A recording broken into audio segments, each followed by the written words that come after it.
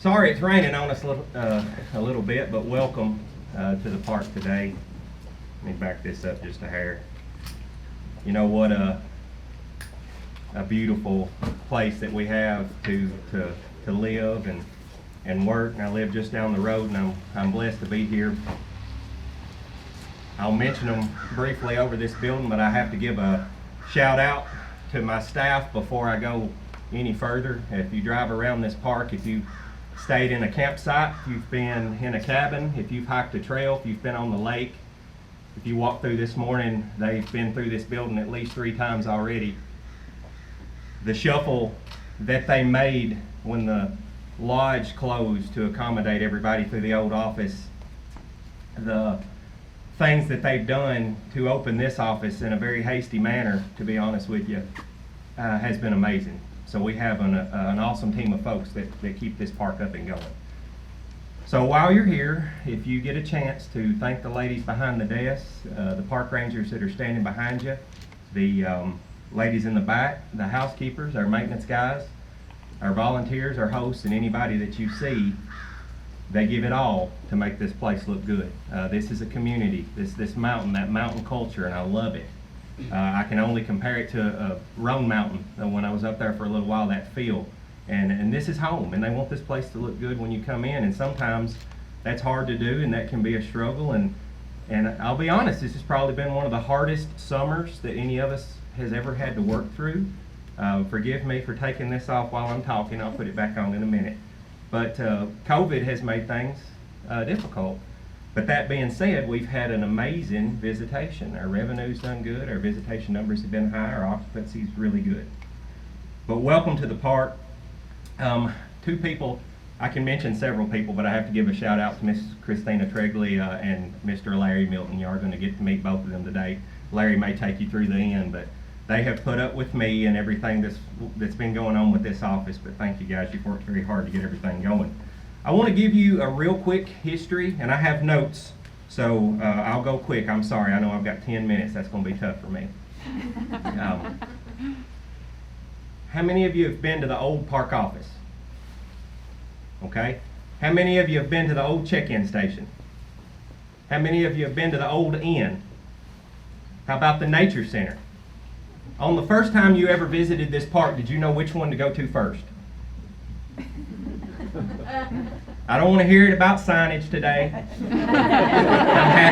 I'm happy with signage, but it's confusing. And it was confusing for our guests. Some of them that were coming here historically were just wanting to hike on a trail, and they were driving all the way over to the lodge. And that wasn't necessarily, it wasn't necessary. They didn't have to go that far. Some were going into the nature center, and they still do, needing to check in for a cabin or a campsite. Some were going all the way to the end to check in for a campsite. But, so we really needed, my point is we needed a highly visible building right here on the main drag where folks could come in and figure out what it is that they were here for and what they wanted to do. The old park office was just hard to find. And we had ladies that worked in that office and guys that worked with cabins, they worked mainly with campers, and they dealt with things behind the scenes. So most of your campers would go to the camper check-in. Today we have 134 campers checking in today. Most of them will be here between 12 and 4. And if any of you have ever checked into the camper check-in, you remember what that was like in that little building with all those folks going in there. It was crowded. And then when we brought everybody down to the little building behind us, yeah, y'all shaking your heads. You had a little receiving area there about like this, and folks were coming to hike, to check in, and it was tough. And we didn't have enough administrative space. So now we have this. And I'll be honest, we're blessed to have it. It's a beautiful building, and I'm going to tell you exactly what we're using it for here in just a second. But it's also creating a great new challenge, and that's the crowd. And I've told y'all are looking in here now and saying, "Hey, he's making it up. It's not that busy." Come back about 1:30. Tuesday afternoon, we were laughing because it was 7 deep at that counter in there for about an hour and a half as people were coming in. But that's a great problem. We've got places to park folks now, although some of you may have had to park around the village. I haven't personally looked over here. It may be completely full, but it's full most days. Staff parking is full as well, so folks are having to branch out into the village, and that's a challenge that we'll work through, but it's a good challenge that we're having. So right now, what's the purpose of this building? We are considering this. Let me let this big truck go by.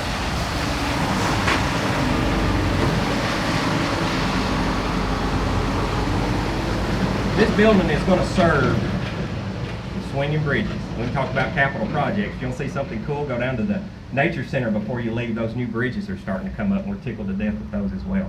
I saw those big spools. Tennis ball just rolled by me, I apologize. Chasing squirrels, I'm a park ranger here. We want this building to serve as a hub. This is where you're going to come in, you're going to orient yourself, and me and Robert's got a saying, we're going to get in, get excited, buy something, and get out. And we've kind of created an atmosphere here where we're, hang out around the fire, but it does get crowded in here. So we want them to come in. These beautiful graphics on the wall, it was amazing within 10 minutes. Those went up pretty recently.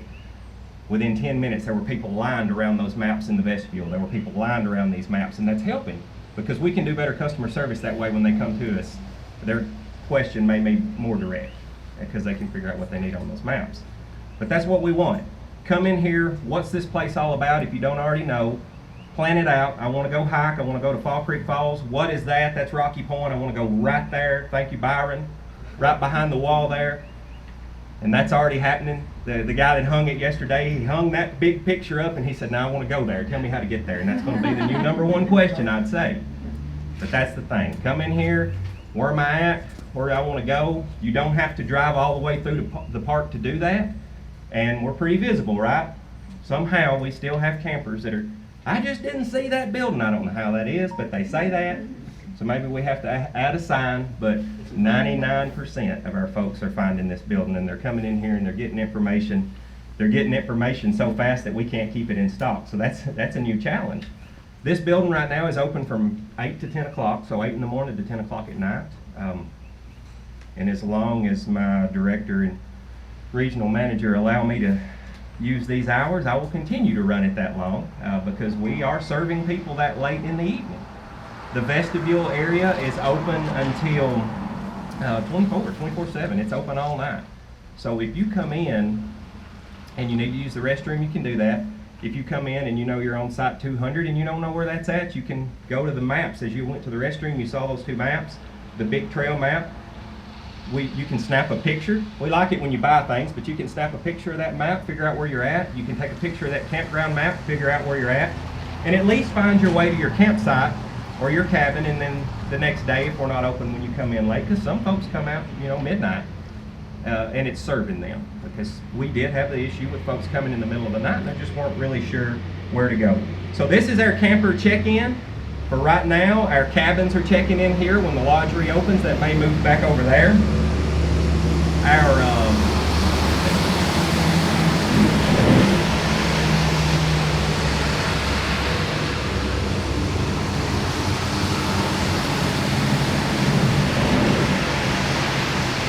Our bunks, lodges, you're going to hear us change the name. We used to have Group Lodge 1, Group Lodge 2, Youth Camp 1, Youth Camp 2. We're all really confused right now because we've changed all those names because we don't want to confuse folks when the new lodge opens, so know where to go. So you're going to hear Newton Ford Bunk.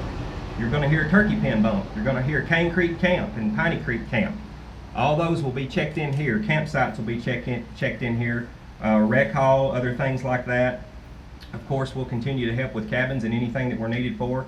We're going to sell ice and wood here, do very well with those things. And the gift shop, oh my goodness, those have done very well. Melanie here at the park office has done an amazing job.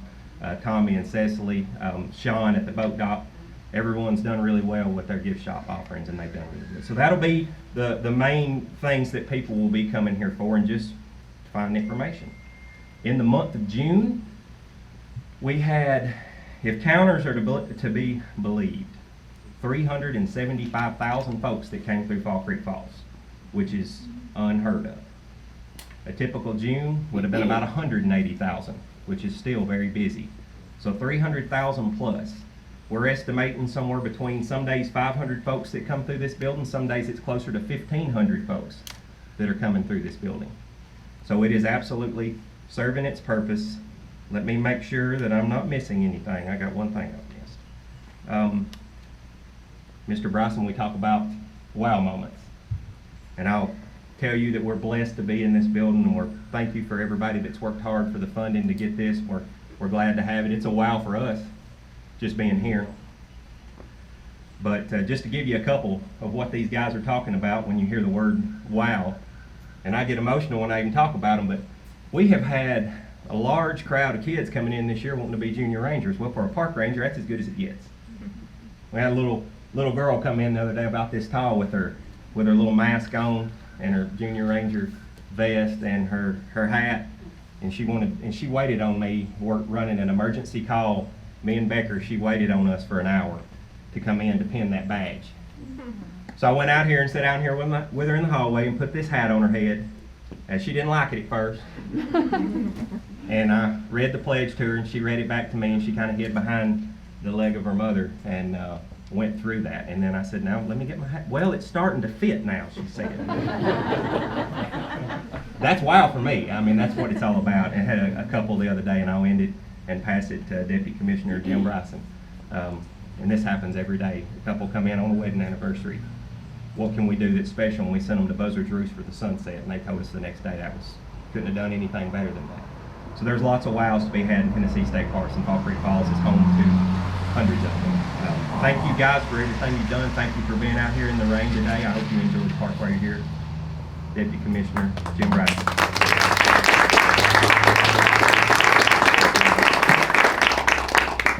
Thank you, Jacob. You can see why we're incredibly proud of the staff and the management here at Fall Creek Falls. This is a special, special place. Every park is a little different.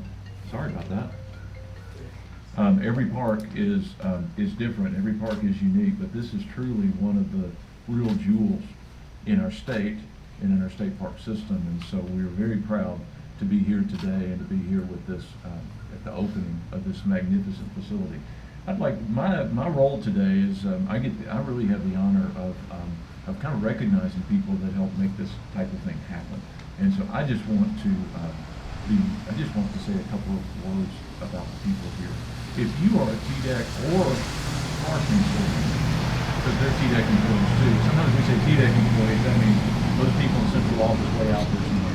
I mean, if you work in the park or if you were a TDEC employee, would you just raise your hand? I think a lot of people are standing. Just raise your hand. Y'all are phenomenal. Y'all are phenomenal. None of this would happen without you. Everything that happens in the park system happens because of something that you do. And it's not because you're sitting around, it's because you're making stuff happen every day. And I'm so proud to work with each and every one of you. And we have a lot of elected officials here. You'll be able to hear from a few of them. Our Speaker Sexton, this happens to be in his district. Cameron Sexton is the Speaker of the House, and this is his district, and I know he's very proud of this park, as we were talking a few minutes ago. It's a special place. He's going to speak to us in a few minutes. Also, Senator Janice Bowling. I'll have the opportunity to introduce you in a minute, and that's scary. We also have Paul Sherrill, Representative Paul Sherrill. Thanks for coming in, Representative Sherrill. Spencer Mayor Mickey Robertson. There he is. Yeah, good to see you. Thanks for being here. And any other elected officials. We also have county commissioners. If you're here, raise your hand.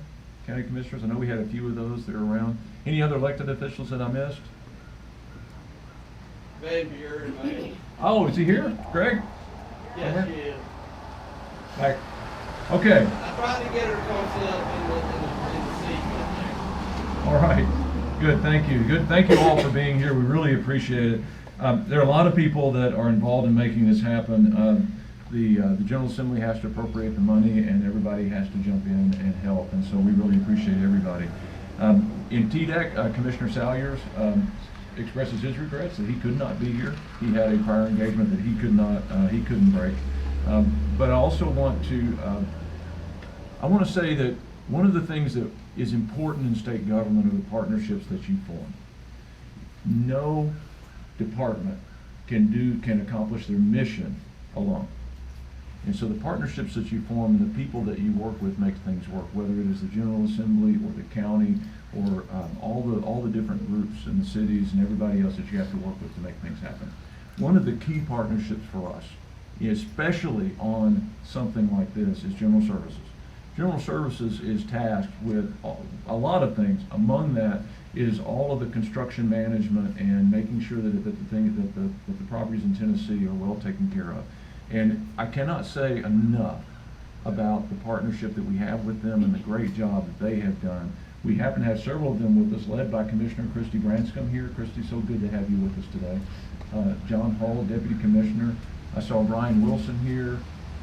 Brian's over here. Thank you, Brian, for hard work on this. Also, a couple of people that Larry Milton was mentioned. Is Larry here? He's at the lodge, of course. And then Lynette Phillips. Lynette, I'm not here today, but these are the people that actually, on a day-to-day basis, manage this, work with the architect, work with the consultants, make things happen, and they have been tremendous partners for us in this. So we thank you all deeply and appreciate that. So thank you. I want to spend just a minute talking about wow moments. Jacob mentioned wow moments. We talk in parks, we've been talking for the last year or so about creating wow moments for our guests, creating moments that enrich their lives and that when they leave our parks, they talk about something that happened, something that touched them, an experience that touched them emotionally. And so we talk about that. This is a wow moment. This is a facility that is unmatched in many ways in our system. This is a facility that is a prototype for what we want our visitor centers to be. It blends in and enhances the park. It gives our visitors everything that they need to have more and more wow moments within the natural resources and all of the beauty of this park. And it gives our staff all the space that they need to manage this park well and to work together. And this facility does all of those things in addition to providing a covered space for us to convene and do a ribbon cutting. And it's just phenomenal space, and I want to thank everybody that was involved with that. This has been just an amazing adventure, and to get it together, and we're just very, very proud of it. I want to introduce our next speaker. Our next speaker is a young lady that I had known for quite a while. I think we first met in about 2001, 2002, and I have watched Janice Bowling's career for 18 or 19 years now. And what I have, not only is she, I consider her a friend, but what I appreciate about Janice Bowling is that she is a fierce advocate for her people, her constituents, and her state. And I appreciate that, and I am honored to call Janice Bowling friend and to introduce Janice Bowling to each of you. Senator Janice Bowling.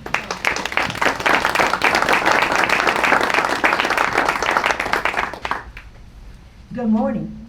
This is truly a blessing to be here and have this building. And you're going to appreciate everything I say after I tell you this. It came in ahead of schedule and under budget. That's everybody. That's the kind of news we're always proud of. And then to see this facility, though, is remarkable. This is world class. This is doing justice to what God had done in eons ago. So we thank the Lord for Fall Creek Falls. Is it an incredible place? And now for us to be able to be here with an entrance here, a visitor center, that actually does justice to what this park has been all of these generations. And there are people who have had their family reunions, who've been married, who've had their church retreats. All of these kinds of people have deep, strong memories of Fall Creek Falls. And now, when they take their children and their grandchildren, they're even going to be able to brag even more because their kids are going to think it looked like this all the time. But they were coming because of the beauty that God had created here. And I want to thank Jim Bryson and the job that he's doing as the Deputy Commissioner over the parks for the state of Tennessee. A lot of things for many years were ribbon cuttings, and then everybody hugged each other and congratulated each other, then walked away, and there was no maintenance.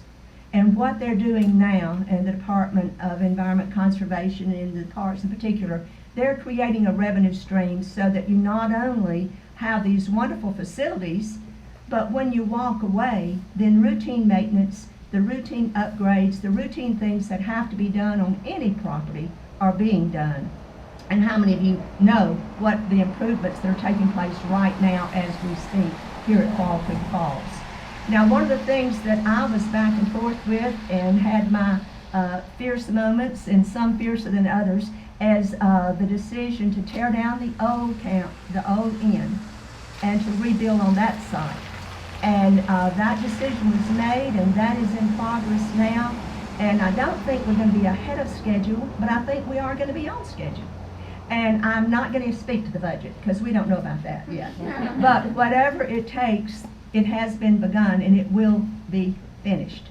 And we will make certain that when we gather together for the ribbon cutting for the inn, that we'll all be equally proud and equally hopeful that this is going to create not only a revenue stream for the state and for the maintenance of this park in particular, which is a different situation, different conversation, but we've got to make certain that the parks that are used the most get to benefit from the monies that come into those parks. And I think that that's something that everyone, it's common sense, that you have to maintain the higher volume traffic in your state. But right now, we're talking about relationships and the things that have been done through the years, and the relationships that have been made and sustained here at this park. And for the state employees, how many of y'all have ever come for a business meeting here, or a conference or a seminar? I think we've all done that as well. But when I'm talking about these things, it always makes me remember what my husband Temple, who's standing there, I told him his shirt today looks like my 4-H uniform back when I was in junior high. It's the little green and white stripe. But at any rate, he didn't appreciate that. Temple wrote in the margins of his Bible years ago that the world rewards accomplishments, but God rewards relationships. And I think if you'll think about that and think in terms of your own life, your own business, your own place in life, you'll realize that a lot of the relationships that you might not even have realized would be that significant early on have continued through the years, through the decades. And that, with that information, as Jim alluded, we've known each other for 2 decades, Jim. That's a long time. And Temple and I, maybe we should come back on Sunday to celebrate our 51st wedding anniversary. But I think we have other things already planned. But next year for 52, we'll have to come back. But I want to tell you that the Speaker of the House, as young as he might appear to you, I know he's actually older than that. I think. And there was maybe 3 decades ago that you were eating porridge in my kitchen. And you'll have to explain the circumstances, but I'll leave it with that as I introduce our next speaker, who is a resident of this area, and Bledsoe County is part of his district, as is Van Buren. And Van Buren is my connection to Fall Creek Falls. It is one of my 7 counties in Senate District 16. But right now, the Speaker of the House, Mr. Cameron Sexton, would you please come forward and explain why you were in my kitchen eating porridge?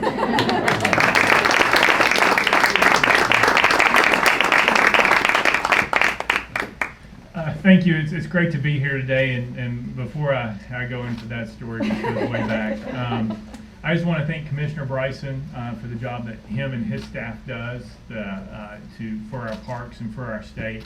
Also, Jacob, you and all the rangers here who provide law and order and protection for people who are visiting, make sure that they have an enjoyable experience. Thank you all as well for everything that you do.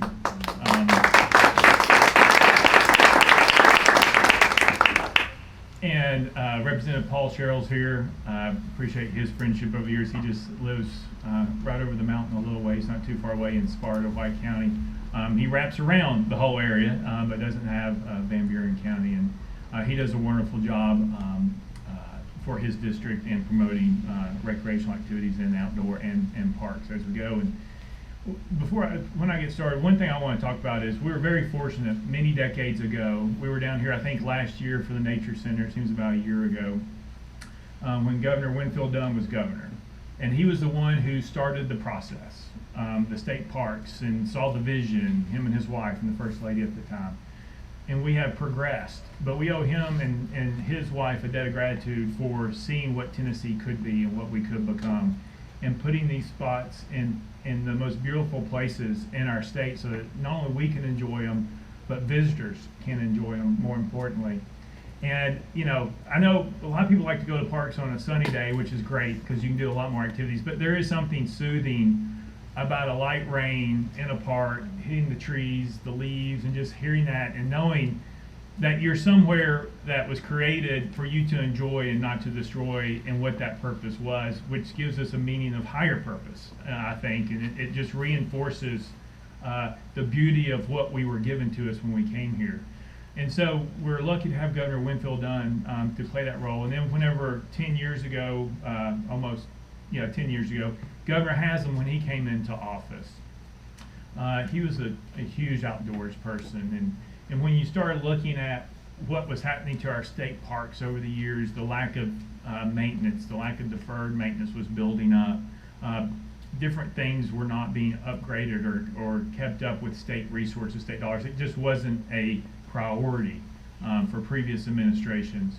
So we owe a lot to Governor Haslam for investing a lot of money back into our park system to bring them up to where people would want to come in. You know, it was great to have almost 2 million people visit Fall Creek Falls, but when your end's only running at 25% and the campgrounds aren't full, you're getting a lot of one-day visitors, which doesn't help the local economy, doesn't help regionally.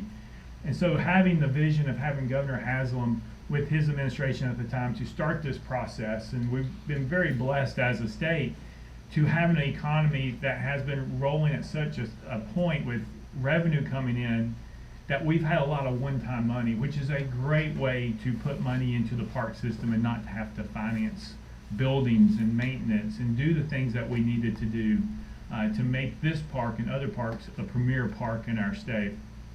So we owe Governor Haslam a debt of gratitude, as well as the General Assembly, because at the end of the day, the General Assembly had to believe in the park system and believe of what we can do and how we can show our state to potential people visiting in.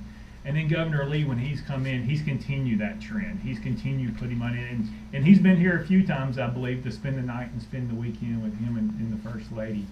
And so we have a long history in our state of having elected officials who now are putting us back on a path to where these parks are a premier park and bring them back up to the standards of where people want to go. And it takes a lot of money, it takes a lot of resources. It takes the locals, it takes Senator Bowling, Representative Sherrill, and others in our state to see that this is important for what it does. And this building here, the investment in this building, it was great, as Jacob said, to bring people to one point. But when people come into the park, that first thing they see, the first experience they have, the first interaction they have with the rangers, with the staff, will drive on their feeling of the rest of the trip. If that first experience is a wow moment, as I learned today, if that's the wow moment, then they will continue the rest of the week and they'll be in a better spot to enjoy the week, even if there's things that don't go their way. And so having this is a wow moment because it creates the impression of what we're trying to do here due to all the investment that we've already done with the campgrounds, the pool area, all the other investment going on, the new lodge, the new inn going in, the upgrade to the campsites, upgrade to the cabins. I would say close to over $50 million of total investment just to this park alone.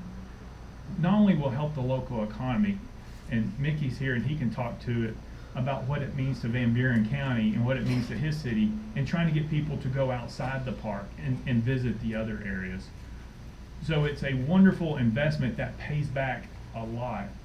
And not only does it pay back economically, but if you're thinking about people now with COVID and how they're wanting to travel, and the uptick, as Jacob said, in the number of people who are visiting parks, people are wanting to stay somewhere safe, be somewhere secure, and visit parts of the state that maybe they've never visited before. And so doing this allows us to have that opportunity. It shows us what's important. It takes care of what God created for us and allow people to experience this, which is very different than other parts of the state. So it's a privilege to be here. This park, next year, hopefully when we get the lodge and the anchor spot, and I know a lot of people, that change was a very hotly debated topic in this area. But hopefully when that comes up and this comes to fruition, we will see the huge benefit that this plays not only for our state, but locally, regionally, as we move forward. You can sit here and watch these cars go by all day long. They're not stopping, big, small, campers, whatever, right? And I would say if you're tracking license plates, most of them are 30 miles away or more. And so to be here to experience this is a wonderful thing, to have help like Representative Cheryl and Senator Bowling and others in the area to put the time and investment in, and for you all being here today to show your support for our state parks and what they mean to our state, to your community, is a wonderful thing. So I appreciate just being a small part of it, because at the end we owe Governor Dunn, Governor Haslam, Governor Lee, and the different General Assemblies a lot of acclamation for having the vision to continue this, because it could have been very easy to go the other direction when things went south in some of the parks. So thank you all for coming. I'm blessed to be here. Look forward to serving you for many more years. Thank you very much.